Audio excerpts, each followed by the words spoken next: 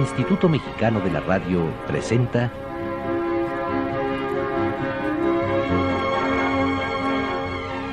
Fantasías en Carrusel.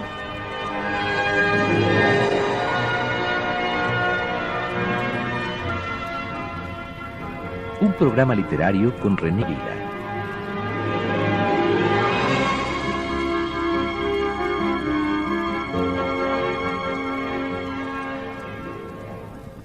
O fue una virgen loca.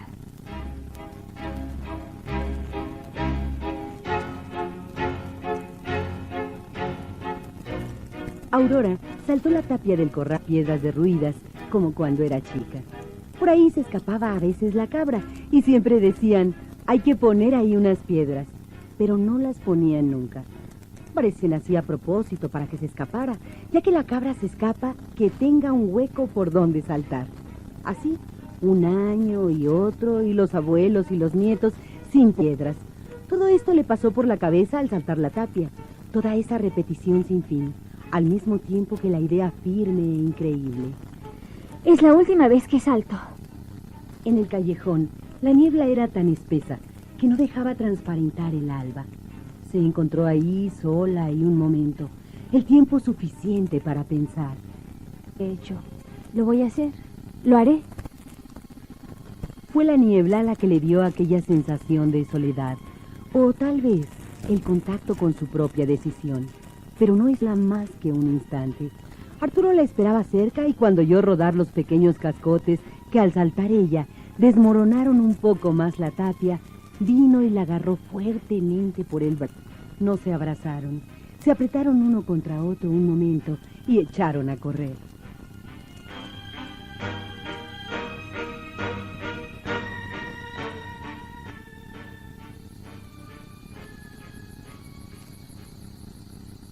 Habían corrido tan locamente que se vieron de pronto detenidos.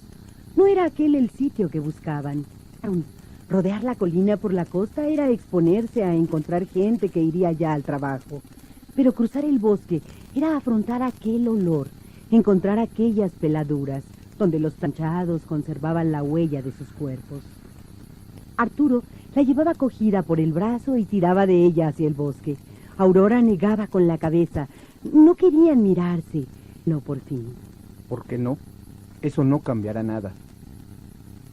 Y Aurora cedió, porque en realidad no había un porqué, y además porque él la arrastró y pitó con ella entre los helechos.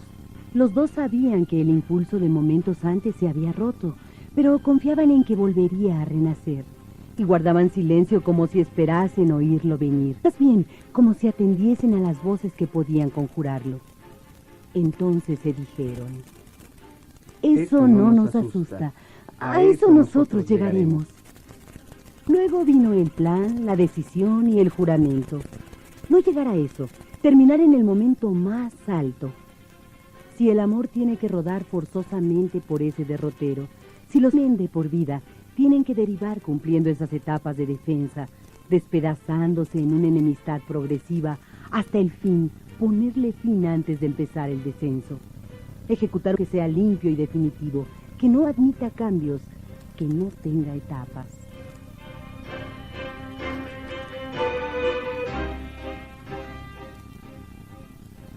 Hoy, siguiendo el obituario aparecido en días pasados, hablaremos de la escritora española Rosa Chacel, recientemente fallecida a los 96 años de edad.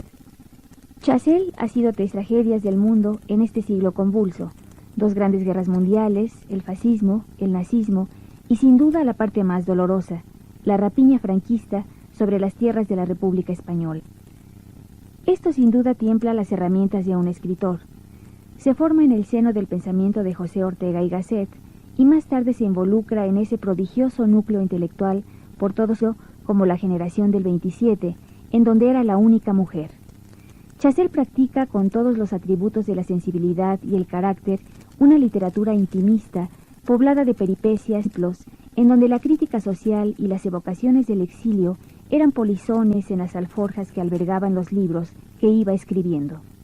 Su lenguaje era el de la densidad cotidiana del castellano, adhiere a los festines narrativos y hurga en las heridas de la existencia. Rosa Chacel era un espíritu rebelde que adivinaba en los suspiros de la vida diaria los mensajes de y los ritos, de las relaciones y los paisajes, es decir, el llamado mapa del corazón humano. René, buenas noches, ¿cómo estás? Muy bien, Rosa Marta. ¿Qué influencia de Rosa Chazelle la figura y la obra de José Ortega y Gasset, René? Yo imagino que Ortega y Gasset, que es un filósofo influyente entre los hispanohablantes, yo no creo que su influencia se dé en Alemania o en Francia o en Estados Unidos o en Inglaterra. Yo creo que la influencia de Ortega y Gasset es una influencia localizada al mundo hispanohablante. Yo casi estaría seguro de ello. Yo creo que sus libros siguen siendo muy leídos y que algunas de sus tesis francamente son interesantes. Creo que son dignas de discutir porque se podrían contraponer algunas de las tesis mal entendidas del pensamiento marxista. Es decir, a estas deformaciones que Marx sufre y que se ponen vigentes a partir de 1917 o más adelante, y que son grandes defensas del arte para las masas. Entonces sí, Ortega y Gasset tiene una gran influencia, pero no solo sobre Rosa Chazelle. Tiene influencia yo diría que hasta entre gentes tan serias como Vicente Alexandre, y García Lorca y Alto Laguirre, Dámaso Alonso, en fin, es un filósofo distinguido. Y bueno, pues me da la impresión de que también, en efecto, tocó a Rosa Chazelle. Tenía también otra ventaja, eran la generación del 27 de alguna manera es una generación que tiende a ser un poco más cosmopolita, a pesar de los localismos de muchos de sus integrantes.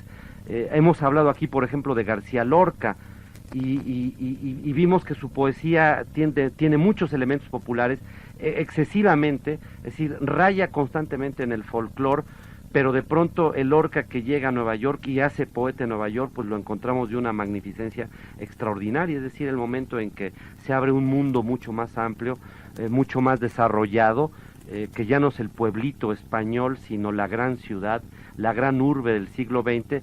Bueno, pues el resultado poético es francamente interesante. Entonces, bueno, pues sí, influye en ella. Deben haberse tratado constantemente, puesto que en el exilio deben haber también compartido lugares. Ellos van a Buenos Aires después de la Guerra Civil Española, entonces me imagino que sí hubo una relación que también he visto que menciona en un artículo en El Búho Sergio Nudelsteger, en donde habla de Rosa Chazelle y su relación con Unamuno.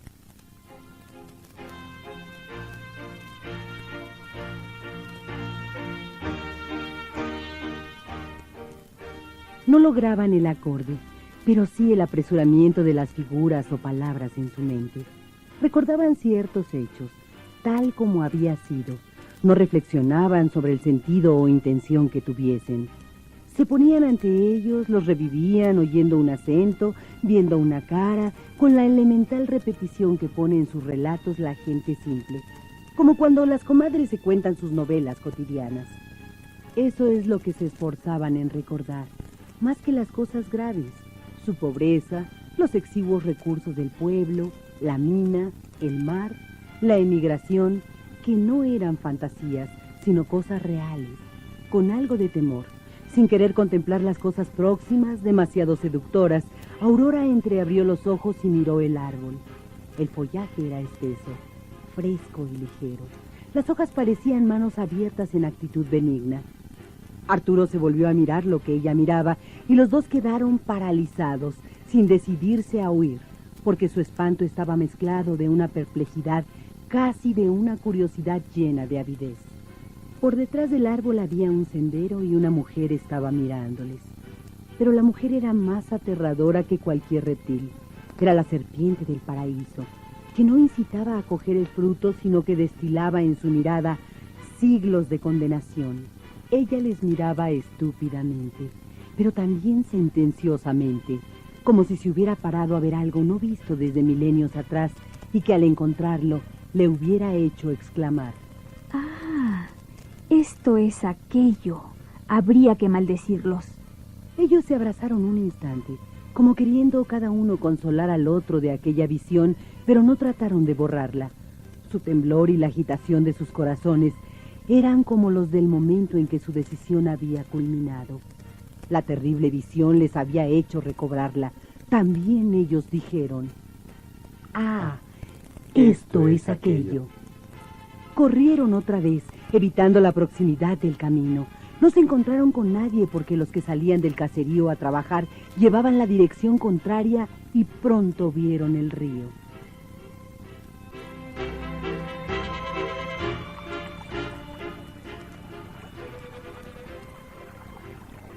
Cada uno sabía que si se dejaba entrever su dificultad, quedaba el acto convertido en culpable.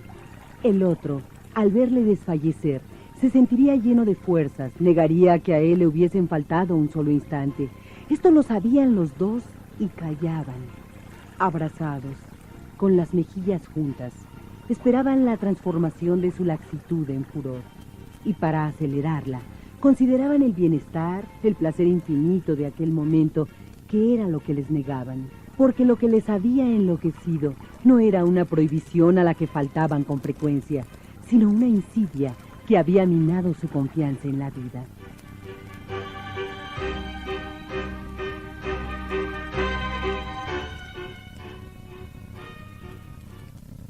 ¿Cómo se relaciona esta escritora con los grandes maestros de la generación del 27 y qué papel juega ella en el interior de este grupo?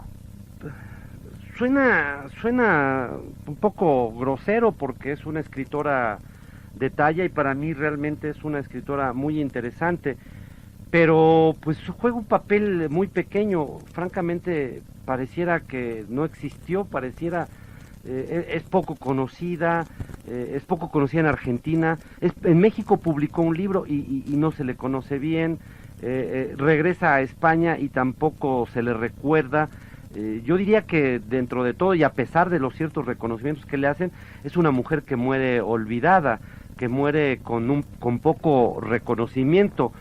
Todavía de esa generación Alberti, y ve tú la reputación, el prestigio que tiene. Imagínate si por ejemplo García Lorca todavía viviera, que tendría 90 y tantos años, pero por lo visto tanto los de la generación del 98 como la generación del 27 pues han podido llegar a muchos años de edad.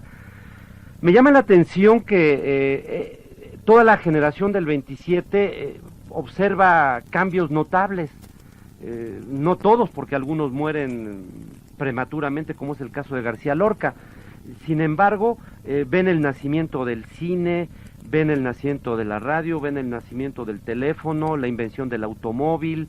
Es decir, ven grandes y ven grandes atrocidades. Muchos ven la Primera Guerra Mundial, otros tienen la mala suerte de ver la Segunda Guerra Mundial y desde luego la Guerra Civil Española, que es un momento terrible para la cultura y el arte de España.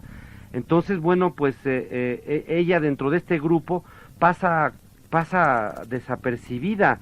Es curioso porque ella se vincula intensamente también a la pintura. Su marido es un pintor conocido, escribe muy rápidamente. Es uno de los pocos casos de literatura muy europea, porque la literatura española tiene, y esto es muy curioso, siempre una presencia muy, muy española. Yo digo de broma que la música española siempre suena a música española, y la literatura española siempre la leemos como literatura española. Esto parece una perogrullada, pero lo que trato de decir es que tiene demasiado el elemento folclórico. Y Rosa Chazelle, dentro de esta generación, pues es como más universal, bastante más universal que todos sus contemporáneos, que todos los miembros de esta generación. Quizás no sea tan militante como muchos de ellos, tiene una postura política correcta, pero no tan radical como la mayor parte de ellos, que se adhiere no solo... y ella reconoce y acepta como influencia a Joyce, que es poco usual. Es decir, pensemos que para el momento en que Joyce surge en México, lo empiezan a dar a conocer, lo da a conocer la generación contemporánea, las traducciones de Novo, en fin, de todo este grupo, lo presentan y horroriza, se le acusa de decadente, de elitista, es decir, la presencia de Joyce, como la presencia de Virginia Woolf, siempre han sido como incómodos para estos grupos nacionalistas que además siempre ven al arte o quieren darle, mejor dicho, al arte, un contenido social, un contenido político. Entonces me parece sorprendente que una mujer española que nace en Valladolid en 1898 empiece, bueno, digamos que tenga esta admiración que ella misma confiesa por Joyce. Ella tiene una bonita descripción propia, dice: todas mis novelas pertenecen al mundo de Joyce, bohemia intelectual, social, una bohemia arriesgada, sin dinero, libertad mental, sexual, religiosa, irreprimible, total. Entonces, lo que trato de decir con todo esto es que es una mujer que tiene una formación mucho más amplia, mucho más universal, más cosmopolita, y puede dar, de hecho da, este tipo de libros que nosotros podríamos catalogar fácilmente como una literatura europea.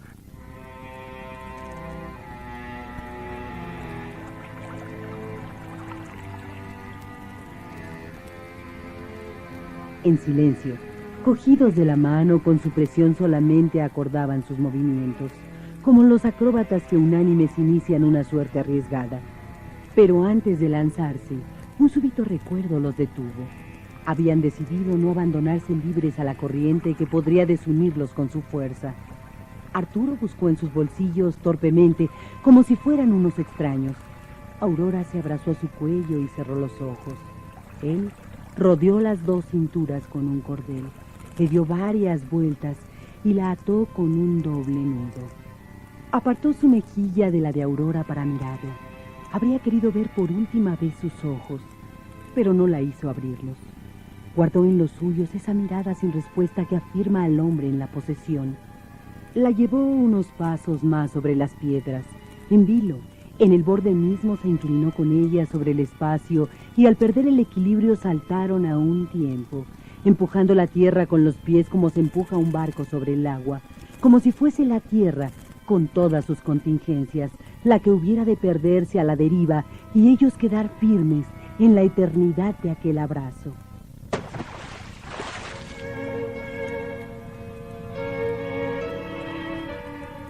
Cayeron rápidamente.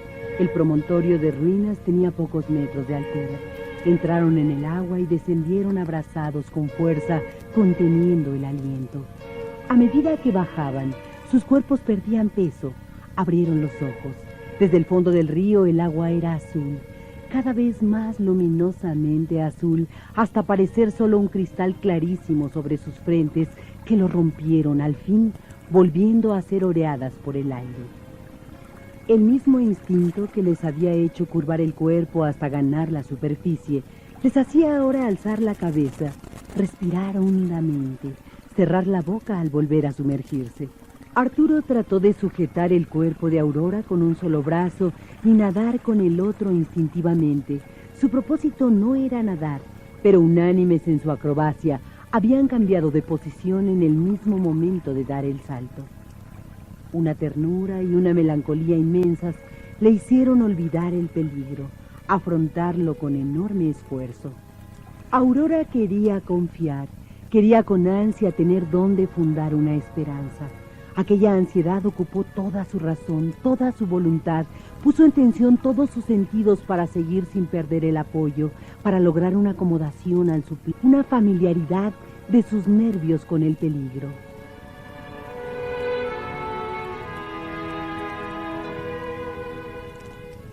¿Cuál es la participación de Rosa Chazelle en los movimientos de la República Española y de qué manera es marcada por el exilio?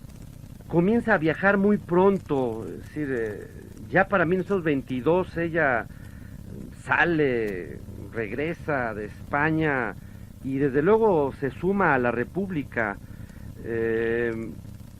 Dentro de la República pues desempeña una serie de tareas, pero también de menor importancia. no son estas hazañas que se le atribuyen a los demás escritores, no son estos enfrentamientos en favor de la República, no son estas proclamas en favor de la República en contra del nazifascismo, en contra del franquismo, realmente no.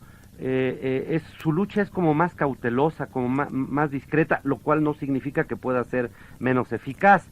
El marido, pues que es un pintor, Timoteo Pérez Rubio, si mal no recuerdo, sí tiene cargos, él sí tiene cargos en la República.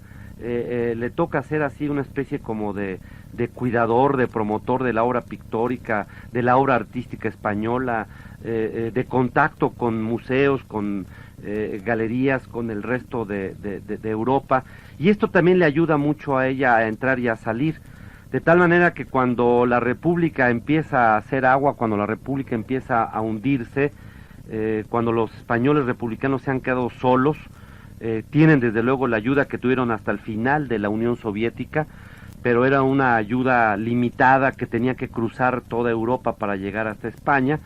Bueno, pues ella sale, se encuentra en Ginebra con su marido, con este pintor Timoteo Pérez Rubio, y empieza ya un itinerario, un viajar constantemente, va a Estados Unidos, viene a México, radica en Argentina, radica en Brasil, en algún momento regresa a España temporalmente, hasta que de plano se instala de tiempo completo ya en España para descubrir esto que estábamos diciendo en un principio, de que es una gran desconocida.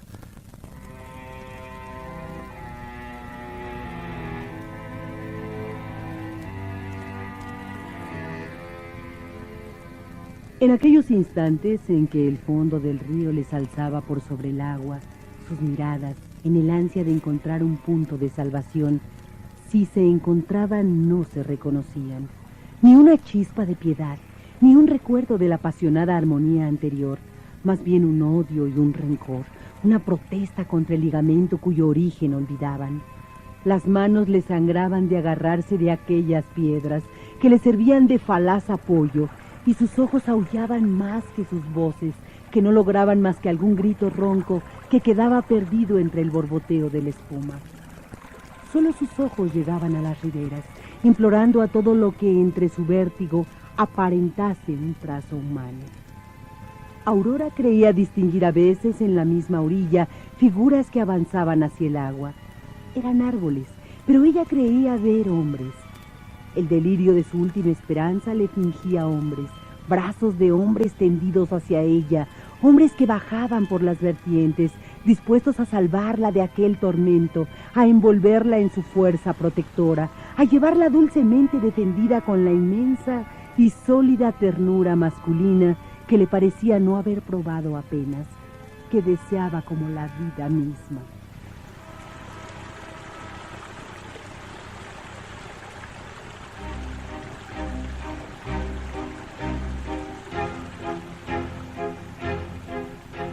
Arturo había permanecido con la conciencia menos despierta, más empleada en la atención que ponía en salvarse por sus propios medios, más dominado también por la fuerza del instinto anuladora del pensamiento, y a veces caía sobre el cuerpo de Aurora con total abandono, encontrando un descanso como cuando dormía en la falda de su madre.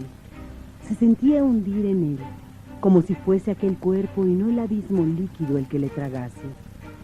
Y el agua, al fin, les arrancó del lecho rocoso, les dejó caer por vertiginosa cascada y les hundió de nuevo en la masa fluyente, donde el cauce era profundo y la superficie tranquila. Permanecieron bajo ella un tiempo superior al resto de su resistencia. La corriente no pudo desunirlos, y así desembocaron en el estuario de donde las velas parían hacia la luz marina, donde las redes extendían sus oscuros tules, pasando sin ser vistos, bajo las mantachas grasas que cría el agua como una piel irisada. Pasaron entre la vida y el trabajo, hacia el abismo de su amor en el seno del mar.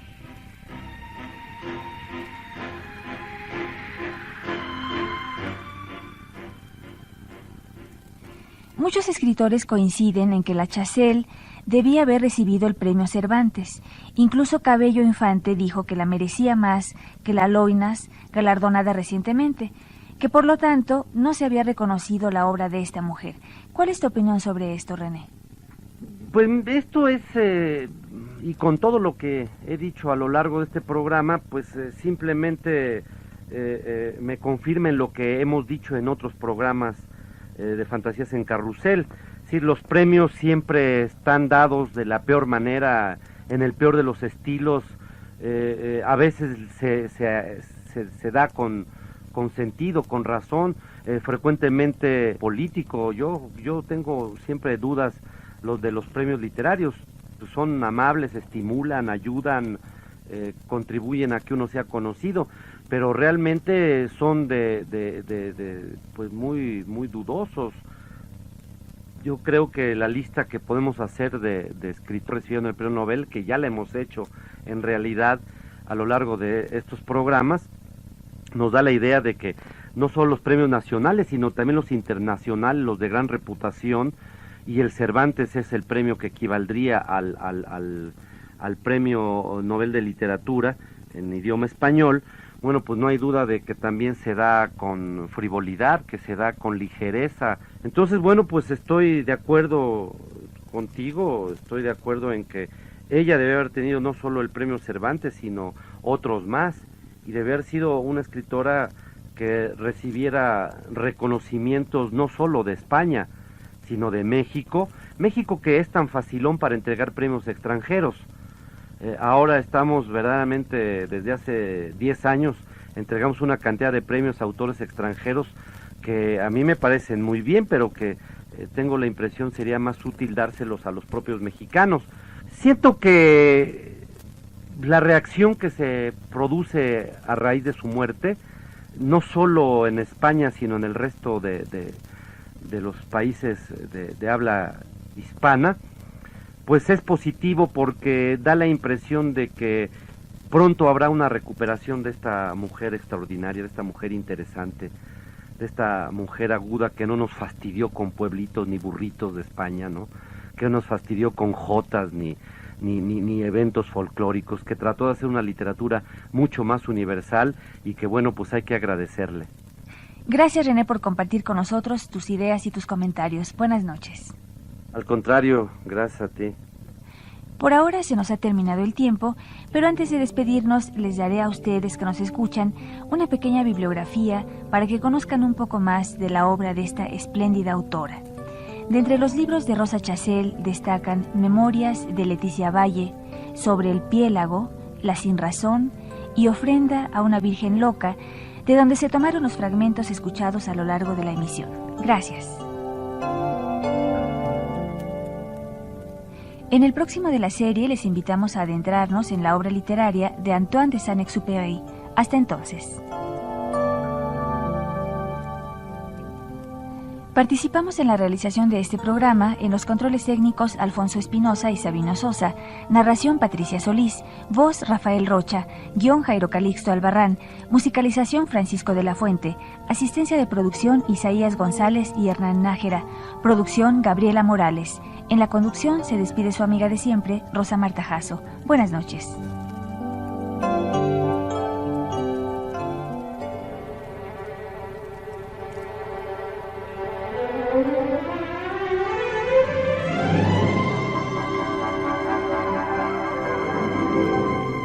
El Instituto Mexicano de la Radio presentó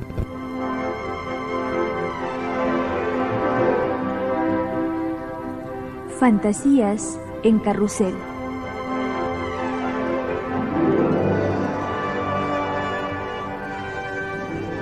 Un programa literario con René Avilés Favila.